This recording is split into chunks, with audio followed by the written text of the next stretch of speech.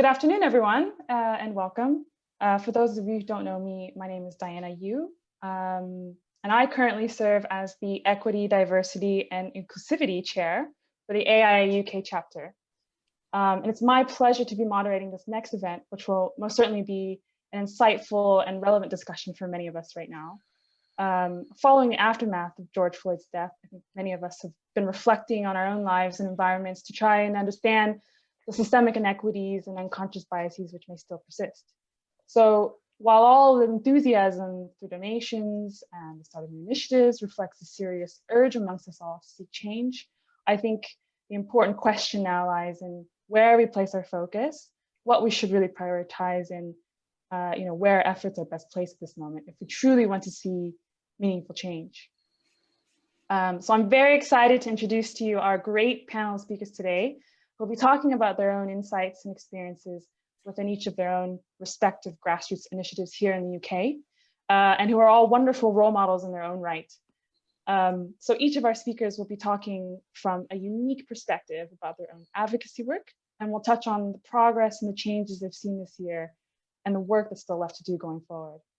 So I just want to give a quick introduction of all three of our speakers. Our first speaker, Ms. Taysir Kardash, is originally from Sudan, and she lost nearly all of her hearing in her young adult life. She later moved to the UK in 2009 in pursuit of furthering her architectural aspirations. And despite her disability, she's exceeded all expectations. She's completed a Master of Architecture, RBA Part 2 at the Welsh School of Architecture in Cardiff, and has also studied at Portsmouth School of Architecture. Taysir now has extensive architectural experience in Sudan and in the UK, working for several award-winning practices. Currently, she works as a freelance architectural assistant for Studio BAD Architects. Our second speaker, Christina Lanz Azkarate, is director and co-founder of Atelier Yura. She's also currently the London and South East Regional Chair for the National Association of Women in Construction in the UK and Ireland. She's dedicated to EDI advocacy in both her professional practice and volunteer work. She's one of the founding signatories of the new RIBA's Inclusion Charter, which proposes a cultural change to break down barriers and make architecture more inclusive. She's also been a longtime mentor at the Pan-Professional Fluid Diversity Mentoring Program since 2013. And since the start of 2017, she's been a member of the Architects for Change group, which is an RIBA EDI advisory group. And last but not least, we'll be hearing from Tara Bolade. Tara is RIBAJ Rising Star winner and co-founder of award-winning Bolade Design Studio.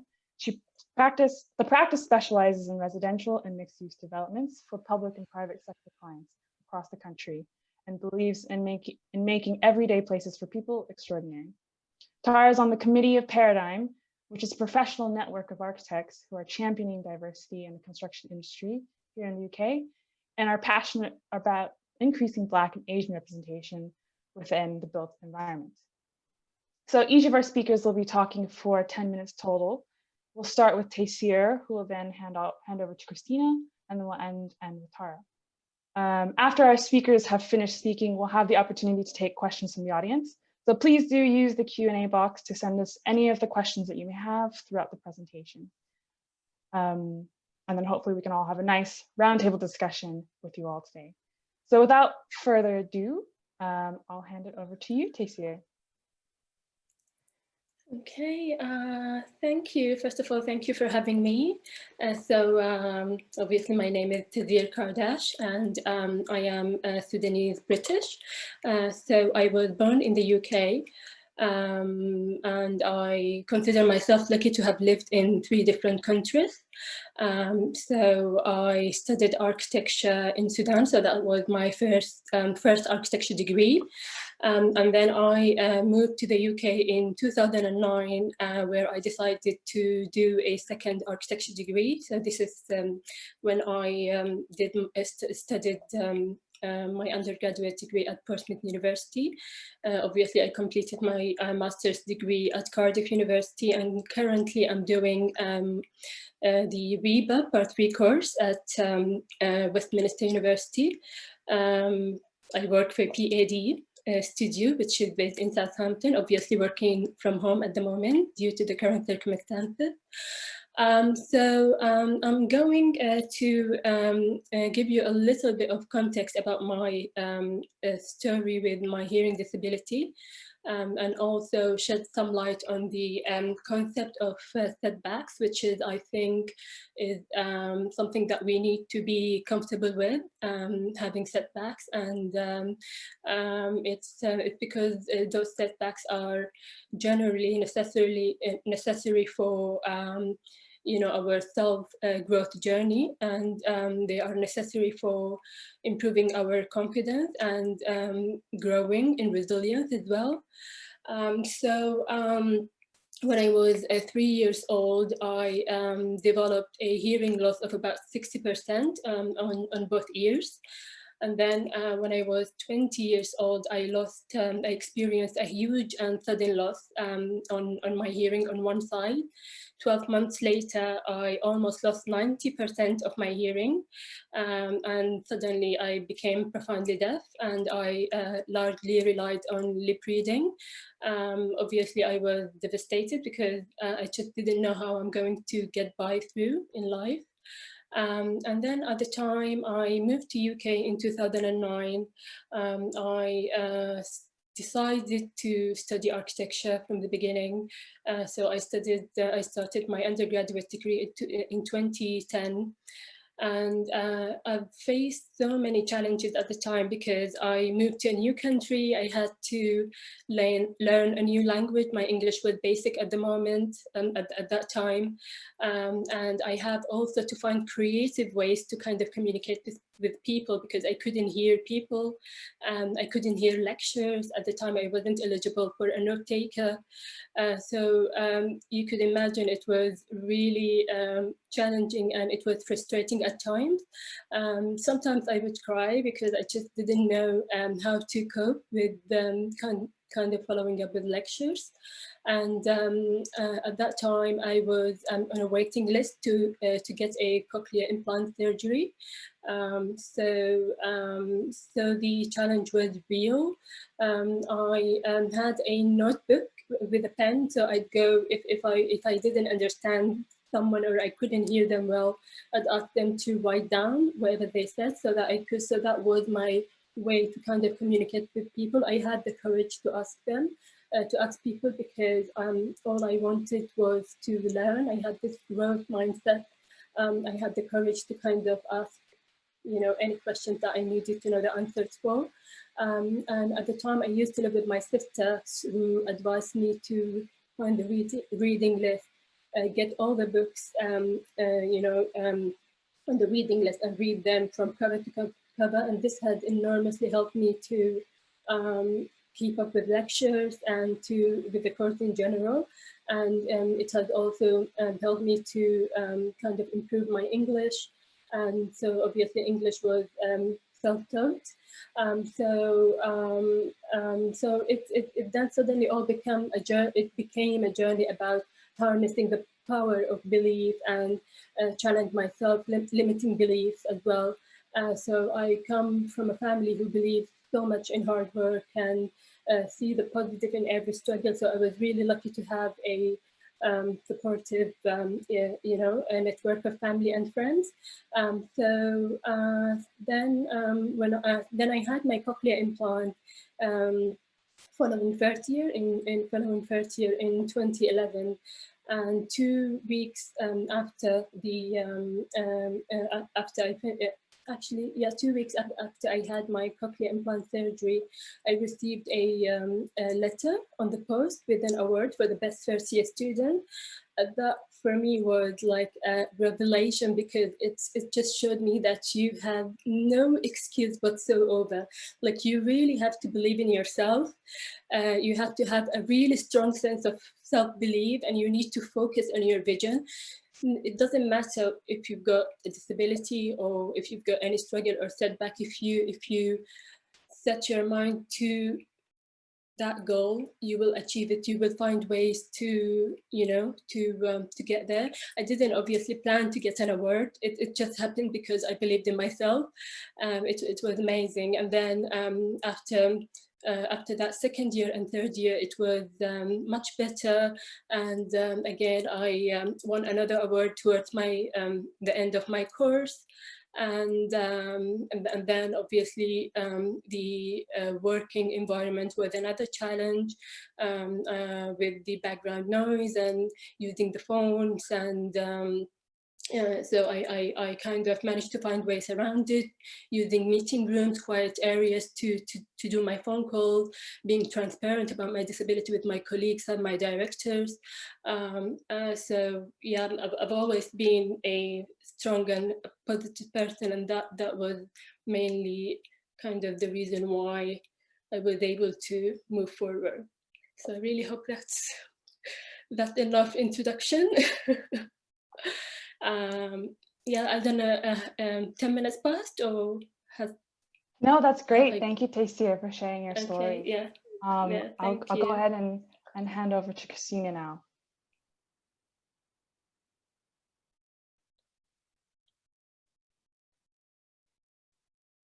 Christina, I think you're muted. There we go.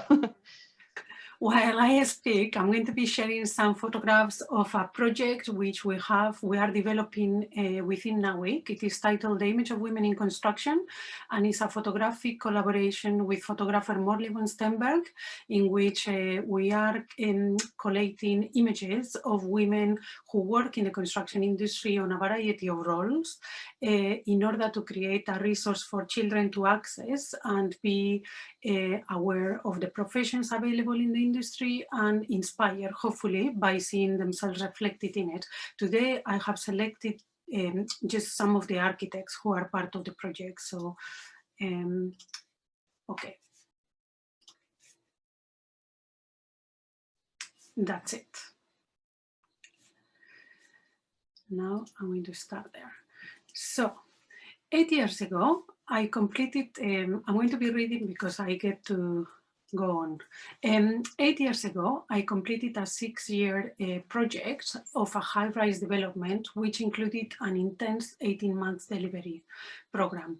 This was a project which kept me working overtime, away from my family, significantly delayed my registration because I was told it was not convenient for me to take time to study until the project was completed, and prevented my promotion because I was told that I would not be promoted until I registered. Although this is my story, it is not an uncommon story, and it is one of the reasons why, despite architectural schools being split 50-50 roughly, when it comes to practice, women are only representing 30% of the professionals. And this is as far as the latest ARB numbers are concerned. So, before I go any further, and in order to avoid disenfranchising anybody and making anybody feel uncomfortable with this discussion, I want to say that as humans, anthropologically, we are programmed to surround ourselves with people who look like us. Therefore, it is a natural instinct. However, studies show that we also, as humans, tend to overestimate our abilities, and together with lack of contrasting viewpoints and monoculture, that monoculture kind of establishes, where voices who are bringing alternative viewpoints are seen as disruptive, it can lead to stagnant cultures where assumptions are made and problems are found rather than actually thought about. And unfortunately, recent news from emerging from the Grenfell inquiry are demonstrating that how this can materialize in the day-to-day running of projects. So Another point I want to make is that we tend to overlook the fact that these environments are not only negative for women, but also for men, because men are held often against some standards and stereotypes which are terribly unhelpful when it comes to delivering increasingly complex projects. And because of this, we know that male suicides in the construction industry are the highest of any industry. And the pressure of day-to-day project delivery, sorry, I don't know if I can do this.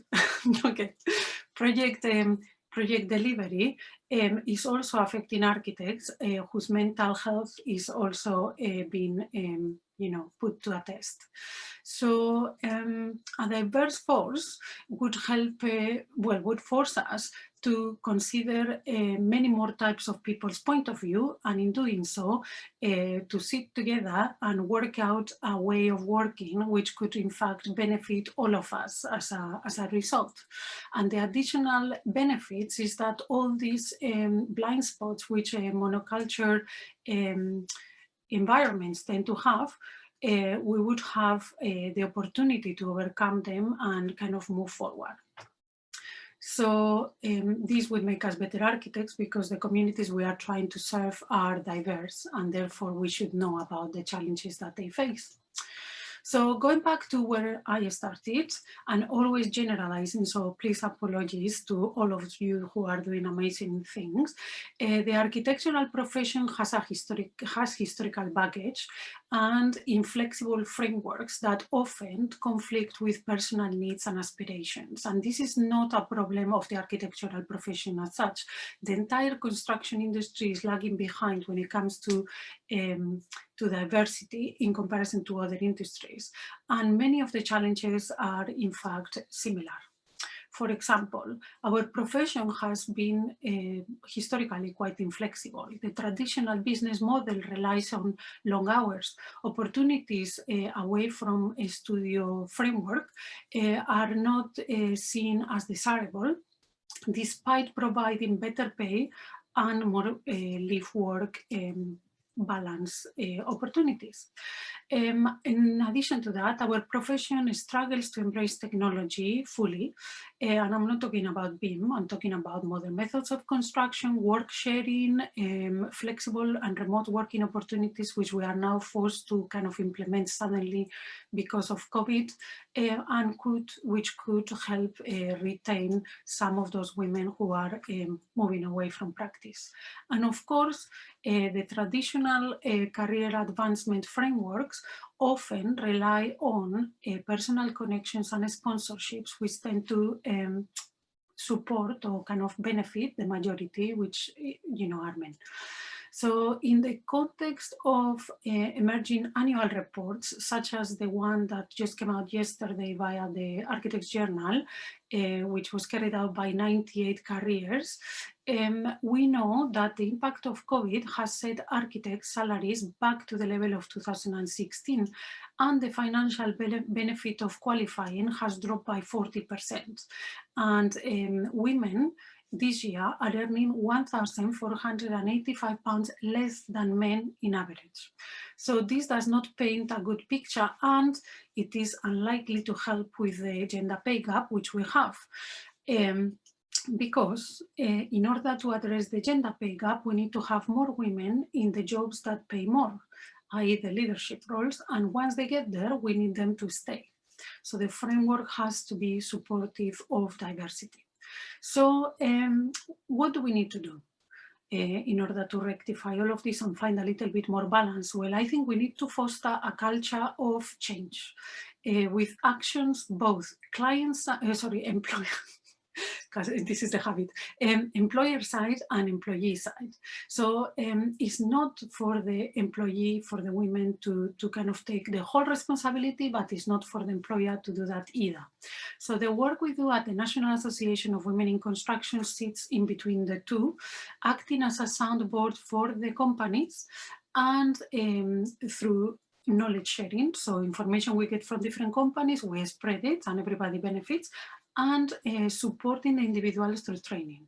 So in terms of employers, I would like to say that the industry has a culture of long hours, as we said, but also in uninterrupted availability, which has been linked with, with advancement. It was kind of like part of the job. And also, and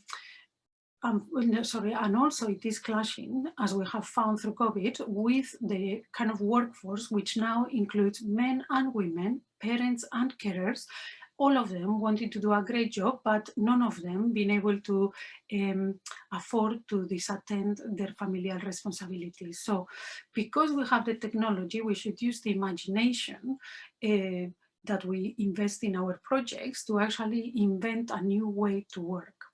And consider, for example, redefining success and reward, because we need to, where we need to understand our teams, because not everybody places more value in money than time, and not everybody wants to become a partner, and yet they deserve to feel they are advancing.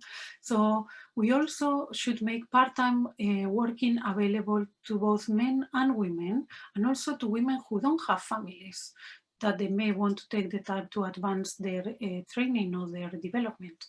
And we should stop treating part-time as a full-time job without the salary or the seniority, and encourage career progression on part-time basis so that it becomes, acceptable and desirable. Also, we should implement sponsorships, in-house mentoring programs and returnships programs as part of the business plan, so that everybody feels that they are part of the bigger picture. And when recruiting, we should think about looking at the skills we have and improving them, so that we can recruit in a skills-based setup. We should refuse, and many companies have already started doing this, especially those who use public money, they have started refusing to look at lists of candidates unless they have a degree of diversity. We should remove the previous salary question, and the reason is because this is a proven question that sets women back. Women tend to negotiate differently than men, and as a result, this initial salary is really important and can be very costly for the length of their career. Also, there should be a fair salary range system implementation where everybody knows where they sit and how they can, advance. And we should also think about developing a kind of clear way to advance within a company that is available to every one of the employees, not only the people who come new, which is what tends to happen. And of course, all the office policies should be inclusive. From the point of employees, we need to think about taking the time and investing the time on ourselves. And I appreciate there are quite a few challenges, so I'm going to cover those so everybody, employers and employees, can actually be aware of those. And I know I have stopped passing photographs, so I apologize. So the first one is, I think we should be aware that very often women prioritize their expenditure in a very different manner, especially those women who are single parents, and or that they are the breadwinner. So as such, what we do from now is we partner with different professionals that buy into the same idea that we do, which is supporting the development and retention of talent in the industry, and actually provide training in an affordable way.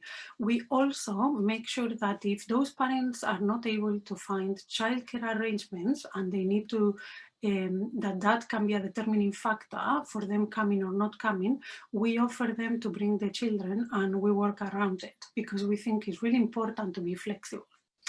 Another thing that we do is, and this was embarrassing at first, I have to admit, we call industry-wide events, and we offer them, we ask them for a discount for our network in order to empower our network to go to their companies and ask them to pay for them to go to these events. And the reason is we want them to be seen as maybe easier choice than the typical choice, which is the default one.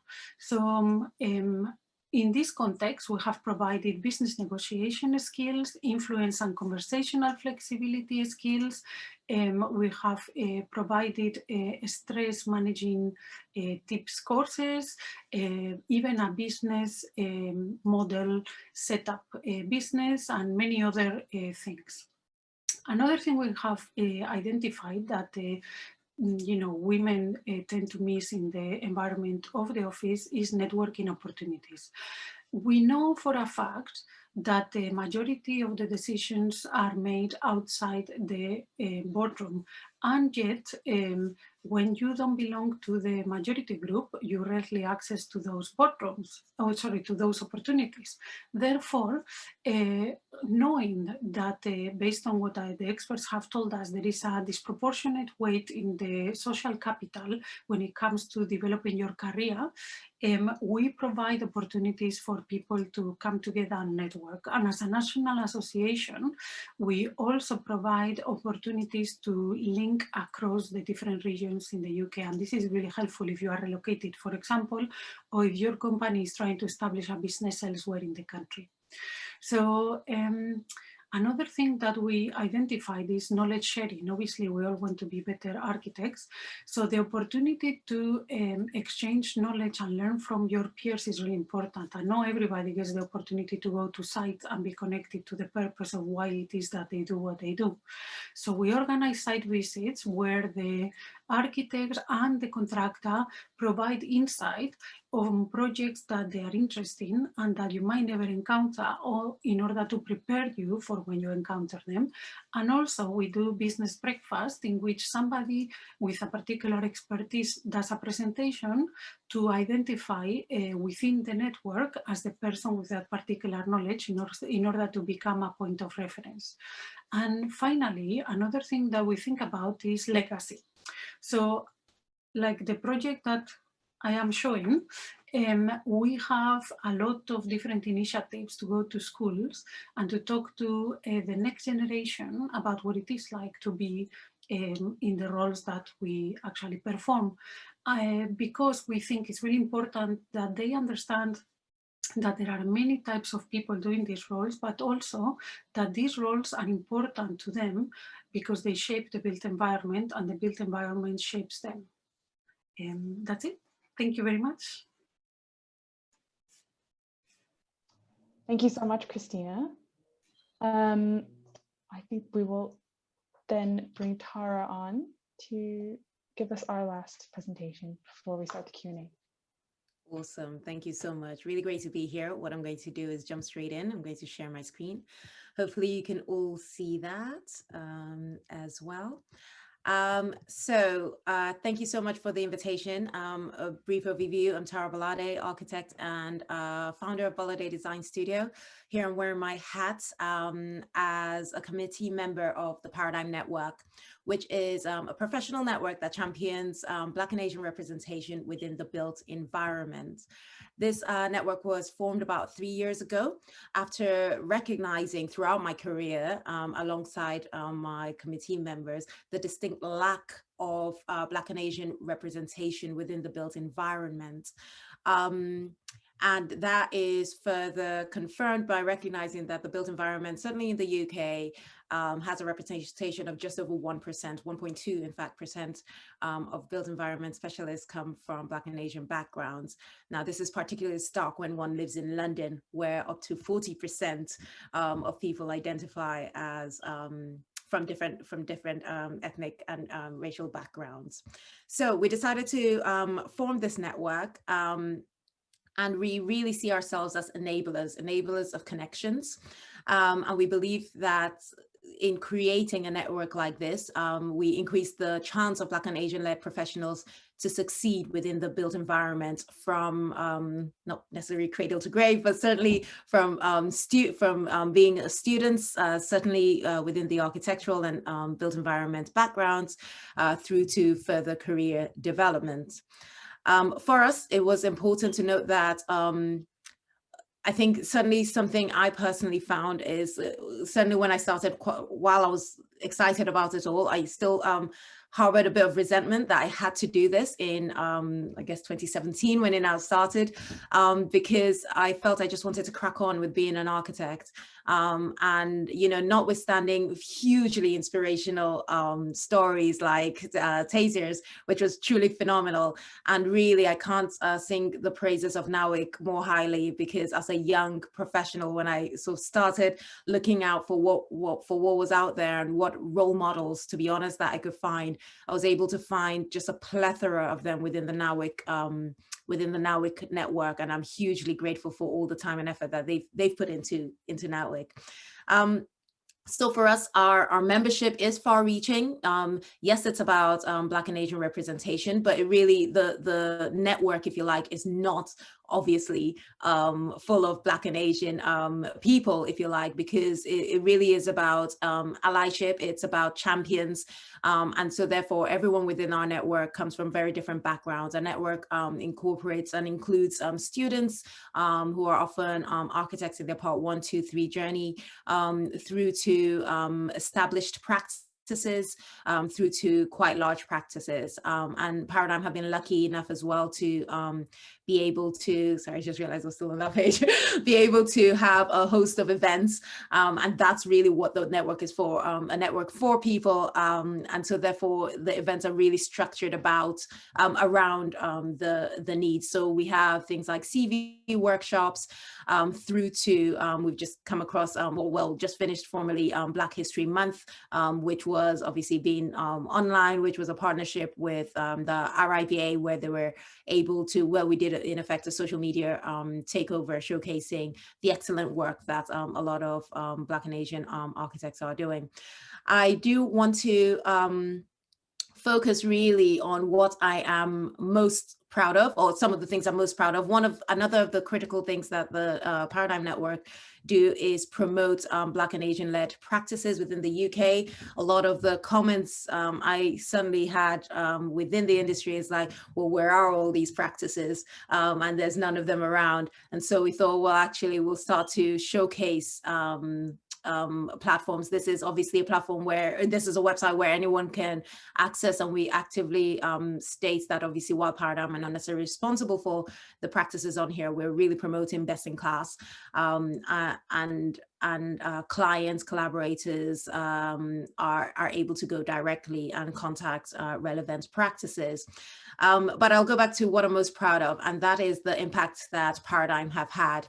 I think for me personally, and for so many others, Paradigm has created a safe space for like-minded individuals, where different cultures are accepted and encouraged. Brilliant friendships have been formed, which have linked to and led to collaborations between practices and practice owners, which means that smaller practices are coming together, working together, or smaller partnering and collaborating with larger practices, which eventually moves to the success, the socioeconomic success of these types of practices, and then wider communities as well. The second is providing meaningful career advice and support. Yes, students and young architects have found new jobs within the practice, within the network, because practices actively come to us to look for best in class, and we're able to provide and link them to a lot of our members. But critically, just going back to the role model point that I mentioned with NAWIC, what it has done is provide a heck of a lot of phenomenal role models through osmosis, which was previously not available. And I personally wish I had a network like Paradigm when I was a student, and certainly even like NAWIC when I was a student. But hey ho, here we are. But for me, I think this has been really critical, because not only has it allowed architects to really take a bold step in moving their careers forward, i.e. moving from architect to senior architect, and having that encouragement in that safe space, if you like, but it's also encouraged architects to pivot in their direction. So whether they now work with developers or within the public sector as a result of being part of the network. And then finally, using Paradigm as a platform to challenge institutional business as usual. I think it's been brilliant to have this platform to be able to say, well, actually, we're representing X number of people, which has grown exponentially, particularly over the Black Lives Matter movement over the summer, we can boldly say we represent a group of people who are actively being excluded and challenge situations. So for me, overall, in conclusion, I think it's important to note that my personal and overall ambition is that the Paradigm Network doesn't exist, that it becomes obsolete, and that its purpose is no longer required, its service is no longer required, or is suddenly vastly different from what it is today. I believe that is when we can truly say that we've created a more socially equitable built environment. So thank you so much. Thank you very much, Tara. That's a really great point to end with. And I have definitely had similar thoughts about some of the organizations that I run as well. Actually, the end goal is for this group to no longer, need to exist, basically. That everything is normalized and, there's no more awareness that needs to be raised, essentially. So thank you very much to all three of our speakers. I'd like to start the question and answer portion of our event today. While we give people some time to come up with some of the questions, I've prepared a few of my own. What I really think is really interesting about the three of you is we have Taysir here, who comes with such an inspiring story of how she's kind of overcome the challenges she's faced having a disability. She doesn't necessarily have an organization that she can rely on to kind of seek support from. So she's really had to kind of deal with things on her own. Christina, you talk a lot about gender equality, all of your great work with NAWIC, and I agree with Tara. It's been such a wonderful resource for me as a professional in the UK, when I needed role models in a particular part of my career. So doing wonderful work there. And then Tara, your work as well with Paradigm has been really, really great to see, especially this year, grow and almost deal with racial issues as they kind of come along, offer support and guidance, and challenging those institutions, as you say, as things progress, as events occur. I'd like to start with Taysir with a quick question of my own. I think you maybe glossed over some of the hard challenges that you've really had to go through in your life. You've made it seem really easy, but I know it definitely has not been. What would your message be to our audience today and to the profession in how we can better support individuals with a disability like your own, particularly one that is not kind of visible?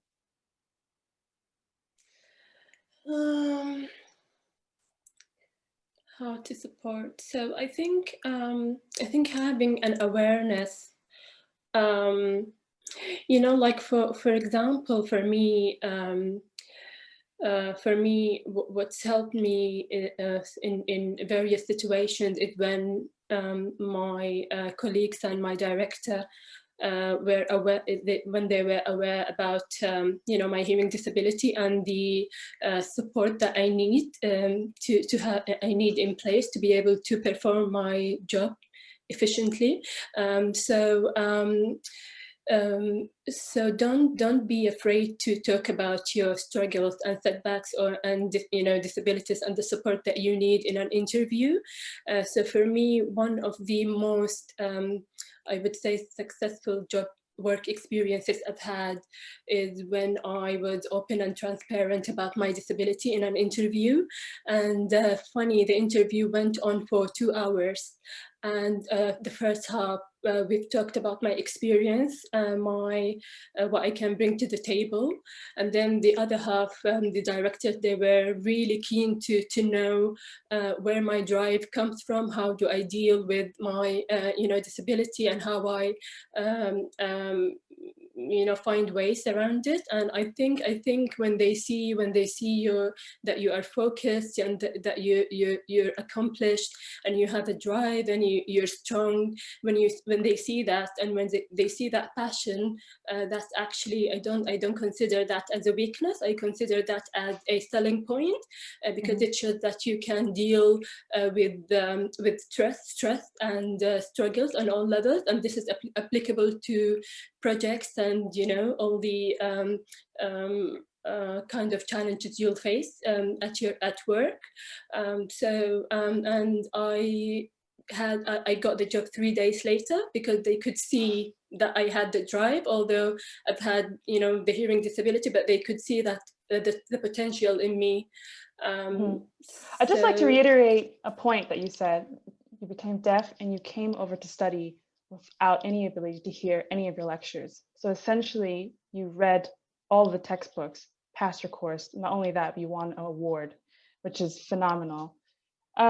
Could you elaborate a little bit more about the challenges that you faced as you entered the profession in your first job? Were there any initial things that you started becoming aware of, things that you needed and you had to ask for, essentially? Was there anything like that you could share?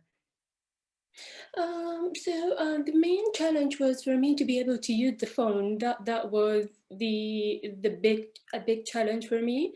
It's because although I've restored 90% of my hearing, and although I have a cochlear implant, but I struggle to use the phone with a background noise, because I don't have that ability to be able to focus on the background noise and on the speaker's voice.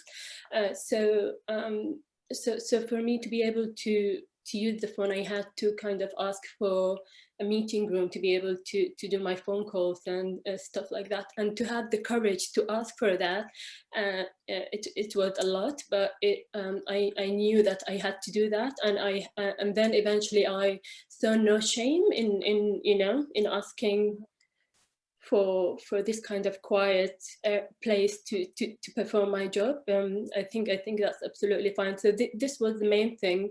And then in meetings as well, I've struggled with meetings up to like maybe 5, 10, 6, 10 people. That was a challenge as well, because I had to. It was really challenging to follow up all the conversations. That's everyone talking at the same time. That was a challenge, and sometimes people cover their faces, because I rely, although I hear as well, but also I rely on lip reading, because you deal with people who speaks differently, so it's and English isn't my first language, so it's I had to teach myself English, so that was a challenge as well. But I managed to acquire devices which helped me to listen, to be able to hear better in meetings. So also always try to find the tools out there to be able to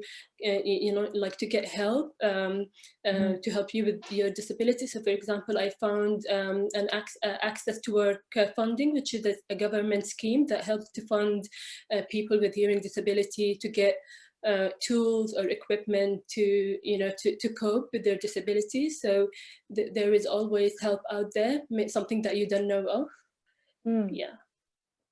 Wow, that's fantastic. So you've basically been raising awareness about your own particular issues, not being afraid to do that, but also it's been great that the government has this kind of subsidy for people in practice to be supported. So good kind of note to take, I think, for many of us. I want to next ask a question to Christina and Tara within your organizations. I think we talked about all the various subjects. Christina, you touched on training individuals with negotiation skills, trying to build as many networking opportunities as possible. Tara, you talked about role models and giving BAME individuals a platform to advocate their own companies. Out of all of these various things, what one in particular point are you kind of most focused on at this moment? Is there anything that kind of is kind of your main priority at the moment? Christina, do you want to go? Okay. So at the moment, it's quite a challenge. So I'm going to be like super honest.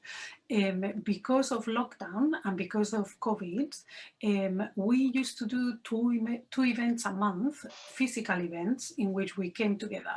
So we tried to combine an event that was kind of like training and an event that was more like it had the kind of a networking side. So it could be like a site visit or something. So we try to combine those two every month.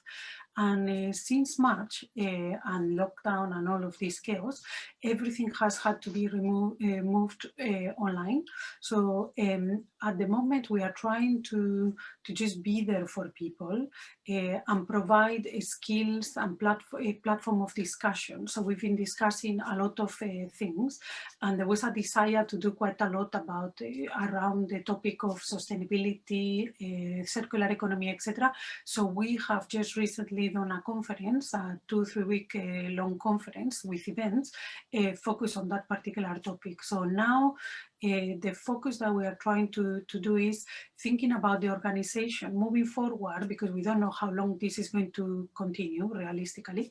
We are trying to create a framework so that the organization relies less on us and it provides kind of a smaller group opportunities, because at the moment through online you put a lot of distance, so every conversation becomes like an open forum, and like Daisy was saying, sometimes you need smaller spaces to talk to less people. And whilst in a physical event you could go and talk to somebody in the corner, here you can't. So we are trying to think about how to recreate this experience so that we can create almost like mini hubs where people can find mini small support groups to kind of lift them and move them forward.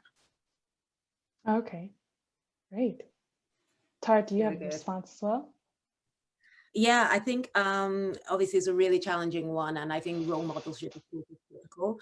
For me personally, just perhaps because of where I am in my career, and also particularly following the murdering of George Floyd, one thing Paradigm did was have an open mic session, and within that, there were many themes that were drawn, but one of the key themes that for me really struck a chord and I found incredibly heartbreaking was a lot of Black and Asian people who just did not feel the need to have the ambition they once had, because that was always squashed. Either someone else took credit for the work they did, or they were never promoted past a particular level. Very much this glass ceiling we see with women, and that dampening ambition. And for me, that infuriated me, to be honest, because I strongly believe in leadership, and I truly believe that the world can only be made a better place if we have strong, good leadership. So I'm personally passionate about encouraging and to be honest, I'm heartened as well by the younger generation. I just feel like they are also in everything and becoming advocates for social change. But I think there's very much this middle ground who are people who are in practice, but feel disheartened that they don't need to put the effort in, because what's the point of working for a company who never value your contribution, which is completely understandable. So for me, it's something I'd love to encourage more. And then the second part of that, in terms of role model and leadership, is really championing BAME-led practices. Again, I feel like the time is now. We need to be able to see enough. I think Tate's story is so powerful. And once you see once you see that type of story, you cross out all your excuses, you cross out everything that can hold you back. And even though there are concrete ceilings, you really do feel like there's an opportunity to etch through or break through. And so therefore, I think Black and Asian-led practices really have an important role. The showcasing of those have an important role in that process. So those are my angles. Great, thank you very much. We have one question that's just come through from Amy. She says, this seems to be good advice from many issues faced by women in this profession, in addition to supporting unique abilities and challenges. What advice would you give to firm leaders for accommodating a variety of women's needs? So I almost think this is a question about intersectionality. In this instance, Taysir, I think you really are the prime role model here for that. but what advice would you guys give to firm leaders for accommodating a variety of women's needs?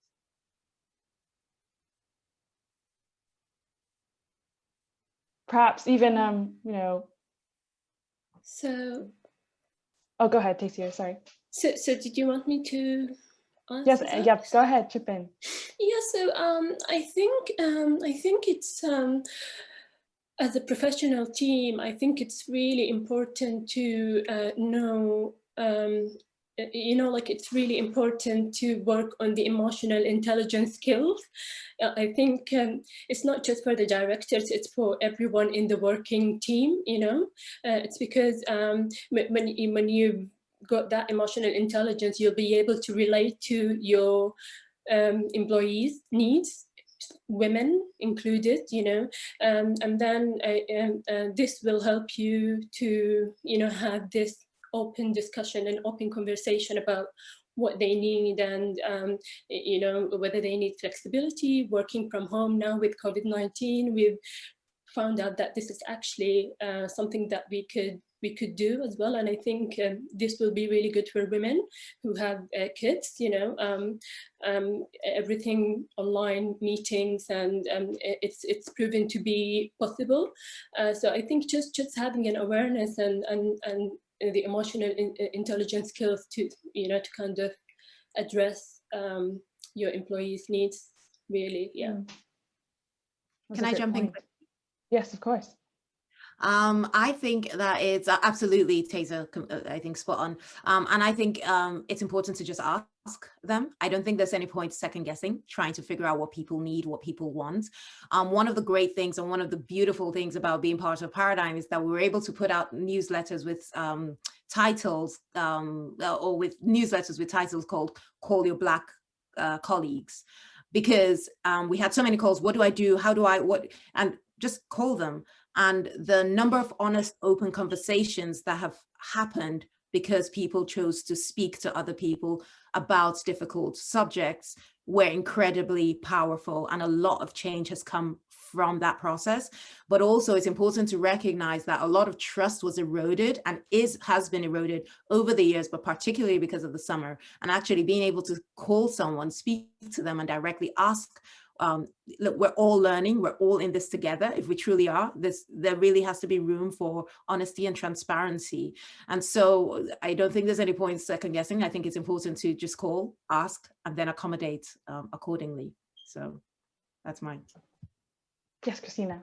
Yeah, I would add that, as I mentioned before, the reason why it is very important to actually use our imagination to reimagine the way we want to work is because all the frameworks that we are working on, especially in architecture, they respond to a very archetypical framework that it was set up many years ago when the industry was represented by a very specific type of architect. And now we are not like that anymore. From the business model to the kind of setup of the office, etc. There are many other things we could be doing better that could be more inclusive. But I agree, you have to give employees the opportunity to actually express themselves and give you these ideas and to be open-minded.